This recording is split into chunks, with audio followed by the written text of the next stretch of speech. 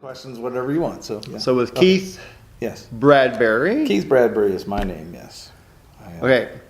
How or why did you Doctor Who store, especially out here in like Canby, right? Yeah, we're in Canby here. I mean, I'm driving by, I didn't even know you're there, and I see this huge TARDIS. I'm like, that can't be a TARDIS, and sure enough, it is. So, can you tell me anything on the only word I said, what possessed you to do this? Well, we got to go back a few years. When in the late 70s and into the early 80s, Doctor Who was on the PBS stations in America, and I was growing up in that time. I saw Star Wars, the first one, when it was in the theaters, now named A New Hope, but at the time it was just Star Wars. Yeah. And I was a big sci-fi fan. I'd been watching Star Trek, the original series, on reruns as a kid.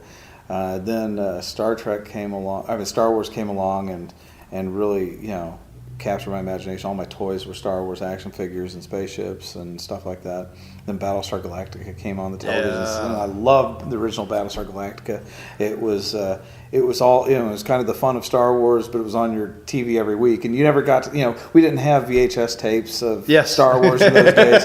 You saw it in the theater or you didn't see it because George Lucas wouldn't let it be on TV for the longest time, other than the Star Wars Christmas Spectacular, which I did see and I regret to this day. And but Doctor Who, the funny thing is, I had PBS where I lived. I lived in Central Illinois at the time, and I had a PBS station, and they started advertising they were going to start showing Doctor Who. First time they were going to show it, they were going to start with Tom Baker, first episode of Robot, and I saw the very first episode of Robot, the very first episode they showed, and because I loved sci-fi, I was like, this is, I was excited about a new sci-fi television show. Yeah.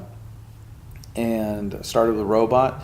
And honestly, at the time, the stories were so good, you didn't think about the, cheesy special effects. You didn't think about that, but you really enjoyed it. And the more you watched, the more you started to learn there was more to this show than what you knew. In other words, there were 3 doctors who preceded it. Of course, I wasn't aware of regeneration at all. I may have seen the short regeneration scene of Pertwee into Tom Baker at the beginning of Robot. I don't recall it.